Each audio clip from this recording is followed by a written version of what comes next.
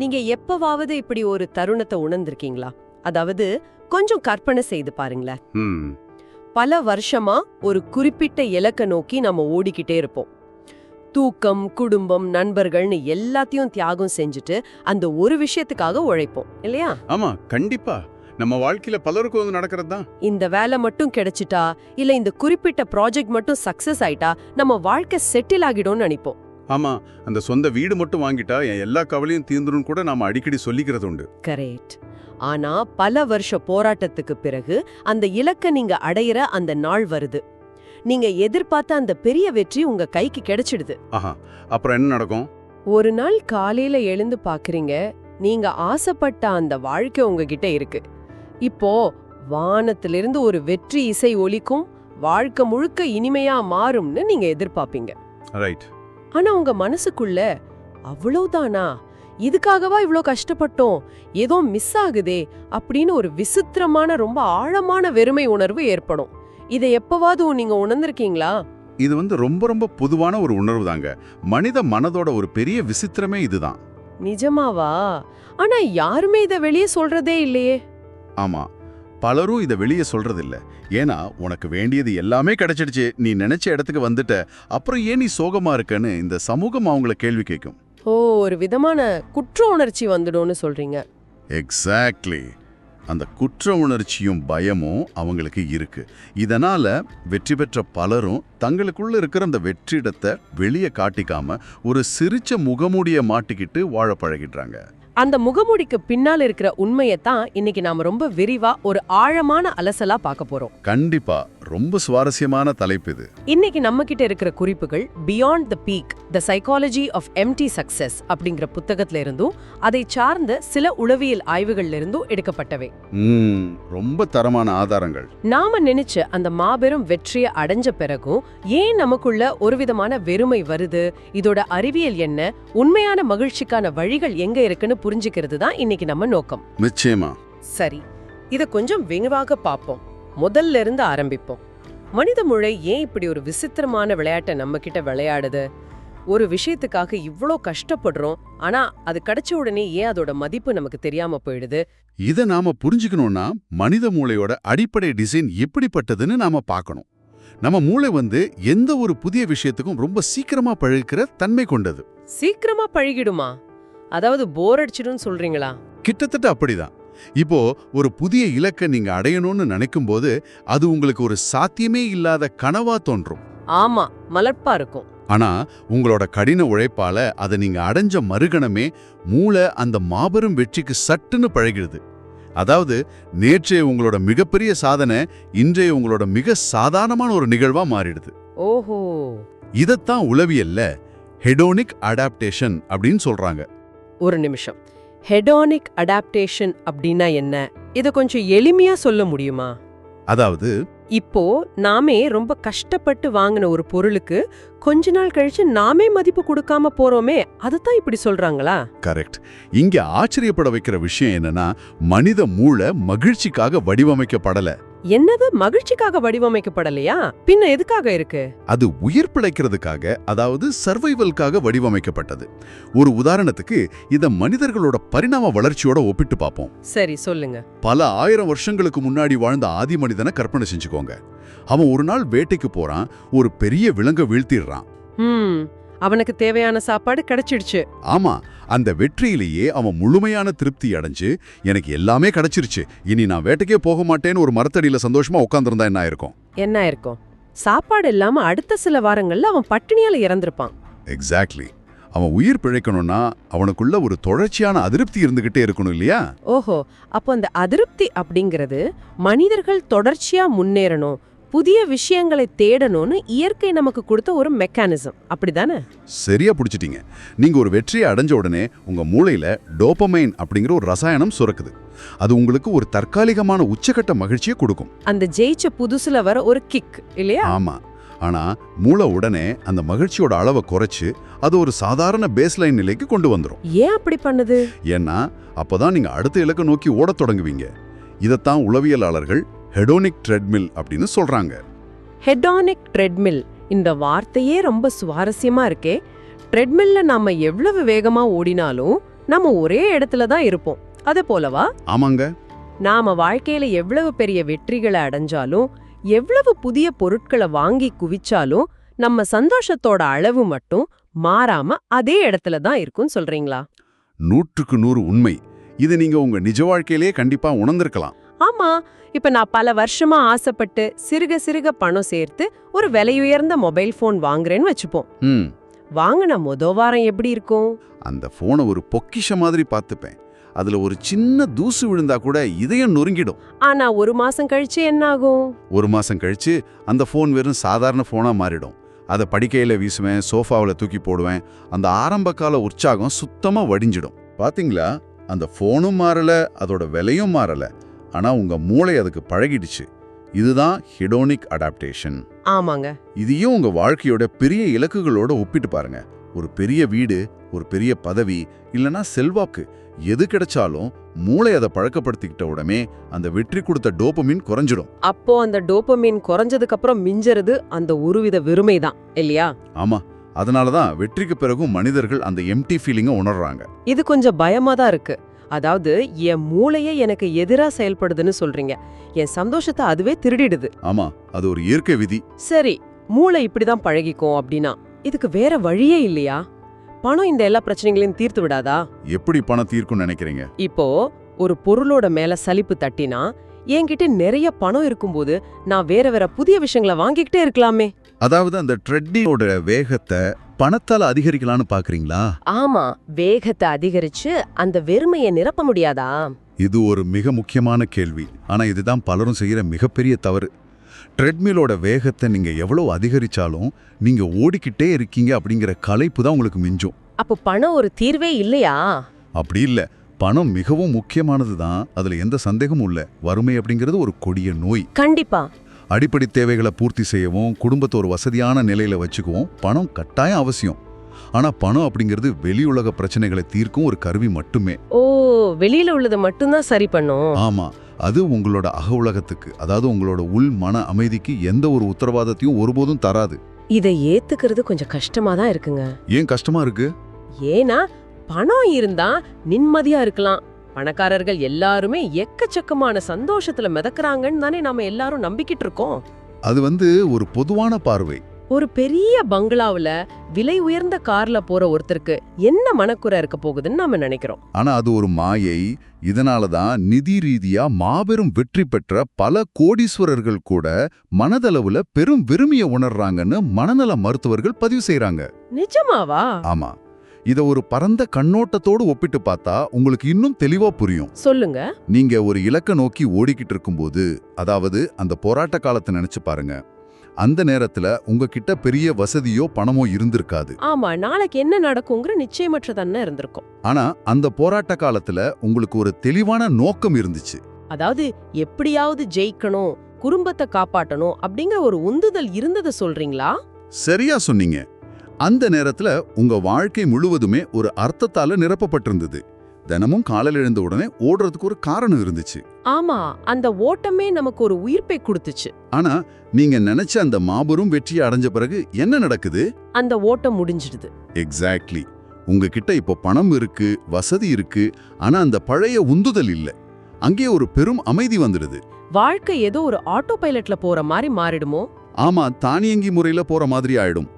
அந்த பெரிய இலக்கு முடிவடைந்த பிறகு அடுத்து என்ன அப்படின்னு ஒரு கேள்வி எழும்போது வாழ்க்கையோட திசையே காணாம போறதுதான் இங்க உள்ள மிகப்பெரிய பிரச்சனை. அடுத்து என்ன அப்படிங்கிற கேள்வி. ஆமா, நீங்க நினைச்ச டெஸ்டினேஷன் அடைஞ்சிட்டீங்க, ஆனா அங்க யாருமே இல்ல அப்படிங்கிற மாதிரி ஒரு உணர்வு வரும். அந்த நெக்ஸ்ட் என்ன அப்படிங்கிற வெற்றிடம் தான் பல வெற்றிகரமான மனிதர்களை கூட மனச்சோர்வுக்குள்ள தள்ளுது. கொஞ்சம் யோசிச்சு பார்த்தா நீங்க சொல்றது எனக்கு நல்லா புரியுது. டெஸ்டினேஷன் ஃபேலசி அப்படின்னு ஒரு விஷயத்தை பத்தி நான் படிச்சிருக்கேன். ஆமா, அதான் விஷயம். அதாவது அந்த ஒரு விஷயத்தை நான் அடைஞ்சிட்டா என் வாழ்க்கை முழுமையாயிடும்னு நாம நம்புறது. ஆனா அங்க போன பின் தானே தெரியுது அது ஒரு முடிவு இல்ல, அது வெறும் ஒரு மைல்கல் மட்டுமேன்னு. கரெக்ட், அது ஒரு மைல்கல் தான். அப்போ இதுக்கெல்லாம் என்னதான் அர்த்தம்? நாங்க பணத்தையோ வெற்றியையோ தேடி ஓடவே கூடாதா? நான் அப்படி சொல்ல வரல. இல்ல, எதுவுமே வேண்டான்னு ஒரு முனிவர் மாதிரி காட்டுக்கு போயிடணுமா? இது ரொம்பவே முரண்பாடா இருக்கே. வெற்றி அப்படிங்கிறது என்ன ஒரு சாபமா? இல்ல இல்ல, நாம வெற்றியோ பணத்தையோ தேடி ஓடக்கூடாதுன்னு நான் சொல்லவே இல்லை. முன்னேற்றம் அப்படிங்கிறது மனித இயல்பு. அப்புறம் என்ன பிரச்சனை? பிரச்சனை என்னன்னா, வெற்றி அப்படிங்கிற வார்த்தையை நாம எப்படி பார்க்கறோம், அதை எப்படி அளவிடுறோம் அப்படிங்கிற சமூகத்தோட பார்வையில தான் மிகப்பெரிய சிக்கல் இருக்கு. சமூகம் எப்படி பாக்குது? சமூகம் எப்பொழுதும் வெற்றி அப்படின்னா மகிழ்ச்சியும் தான் நம்ம கிட்ட வியாபாரம் செய்யுது.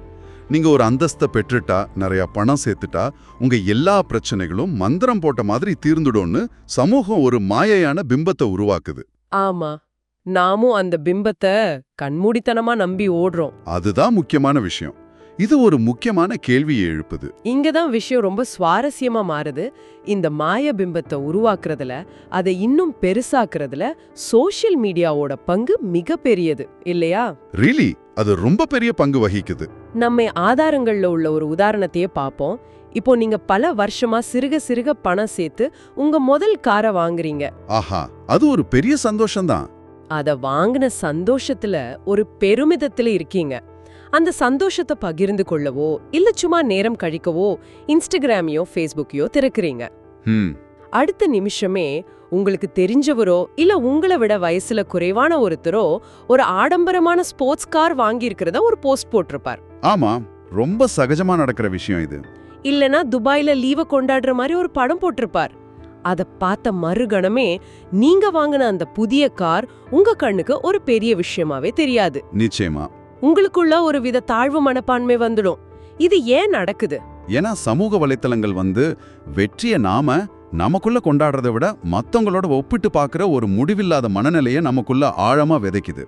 ஒப்பிட்டு பார்க்கறது தான் பிரச்சனைங்கிறீங்க. ஆமா, இத மலை ஏறுறதோட ஒப்பிடலாம். நீங்க ரொம்ப கஷ்டப்பட்டு ஒரு மலையோட உச்சியை அடைஞ்சிட்டோன்னு நினைச்சு பெருமூச்சு விடுறீங்க.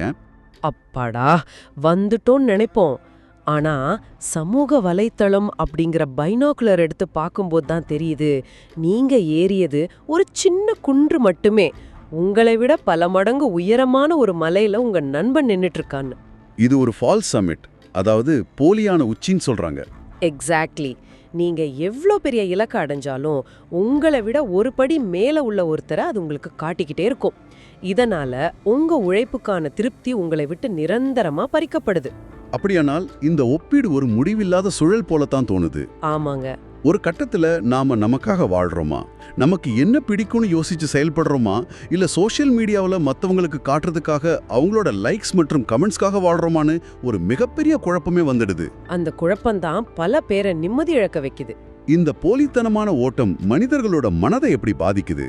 இதோட விளைவு நாம நினைக்கிறத விட ரொம்பவே ஆபத்தானது. தொடர்ச்சியா இப்படி ஒப்பிட்டு பார்க்கறதால சிலர் தங்களோட வெளிப்படையான வெற்றியையே தங்களோட முழுமையான அடையாளமா மாத்திடுறாங்க. அடையாளமா மாத்திடுறாங்களா? ஆமா, இது ஒரு மாபெரும் ஐடென்டிட்டி கிரைசிஸ், அதாவது அடையாள சிக்கல். ஒரு கட்டத்துல நான் என்னவாக இருக்கிறேங்கிறத விட நான் என்ன வச்சிருக்கேங்கிறது தான் அவங்களோட அடையாளமா மாறிடுது. ஒரு உதாரணம் சொல்ல முடியுமா? நான் ஒரு சிஇஓ, நான் கோடிக்கணக்கில் சம்பாதிக்கிறவன், நான் விலை உயர்ந்த கார் வச்சிருக்கவன், இல்லைன்னா எனக்கு சோஷியல் மீடியாவில் மில்லியன் ஃபாலோவர்ஸ் இருக்காங்க அப்படிங்கிற அந்த வெளிப்படையான வெற்றியை தங்கள் ஆத்மாவாகவே உருவகப்படுத்திக்கிறாங்க. ஓ, அந்த சக்சஸ் தான் அவங்கன்னு நினைச்சுக்கிறாங்க. ஆமா, நான் இப்படி சக்சஸ்ஃபுல்லா இருந்தாதான் எனக்கு மதிப்பு, இல்லைன்னா நான் ஒரு பூஜ்யம்னு அவங்க ஆழமா நம்ப தொடங்கிடுறாங்க. அதாவது அவங்க செய்யற தொழிலோ அல்லது அவங்க அடைஞ்ச வெற்றியோ தான் அவங்கன்னு நம்பிடுறாங்க. கரெக்ட். இதுல எனக்கு என்ன ஒரு சந்தேகம்னா, அப்படி நினைக்கிறதுல என்ன தவறு? அது அவங்களை இன்னும் கடினமா உழைக்க தூண்டும் தானே? உழைக்க தூண்டும் தான். தங்களோட அடையாளத்தை தக்க வைக்க அவங்க இன்னும் பல வெற்றிகளை குவிப்பாங்க இல்லையா? கடினமா உழைக்க தூண்டும், அதுல மாற்றுக்கிறதே இல்லை. ஆனா அதே நேரம் அது அவங்களோட நிம்மதியை முற்றிலுமா அழிச்சிடும். நிம்மதியை அழிச்சிடுமா? எப்படி? ஒரு முறை நீங்க வெற்றியோ பதவியோ உங்களோட அடையாளமா மாத்திட்டா அதன் பின் உங்க வாழ்க்கை ஒரு நரகமா மாறும். ஏன்னா அந்த வெற்றியை காக்கணும், அந்த தோற்றத்தை தக்க வைக்கணுங்கிற தாங்க முடியாத அழுத்தம் உங்களுக்குள்ள வந்துடும். ஓஹோ, பிரஷர் அதிகமாயிடும். ஆமா, நான் ஒருவேளை நாளைக்கு தோத்துட்டா என்ன ஆகுறது, மக்கள் என்ன நினைப்பாங்க, என் பிசினஸ் நஷ்டமாயிட்டா என் மதிப்பு என்னவாகும் அப்படிங்கிற பயம். அந்த பயம் ரொம்ப மோசமானது.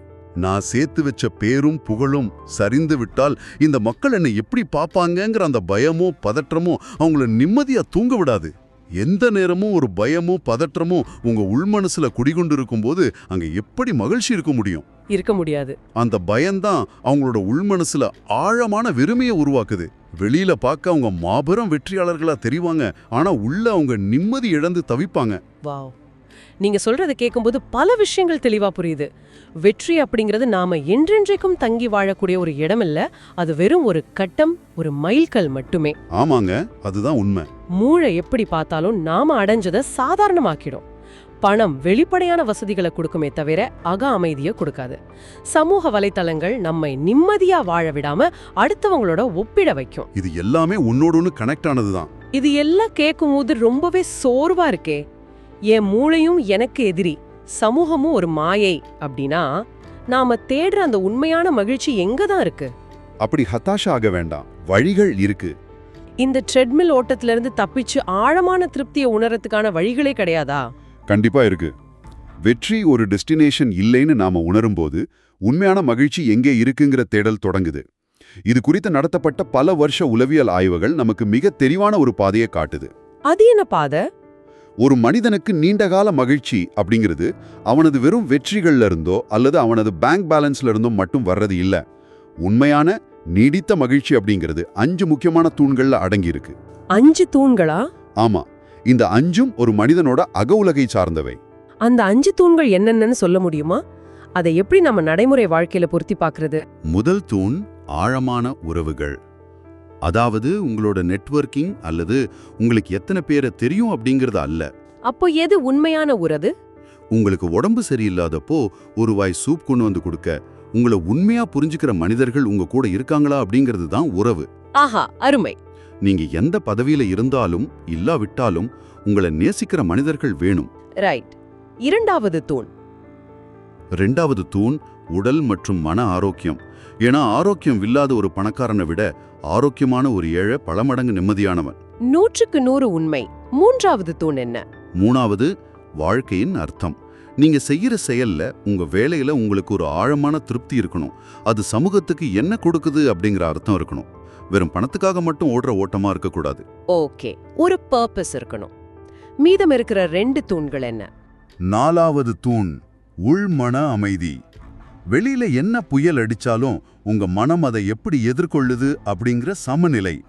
அடுத்தவங்க என்ன சொல்லுவாங்கங்கிற கவலையை விட்டுட்டு உங்களுக்குள்ள நீங்க அமைதியா இருக்க பழகிறது. சூப்பர். அஞ்சாவது தூண் பங்களிப்பு, அதாவது கான்ட்ரிபியூஷன்.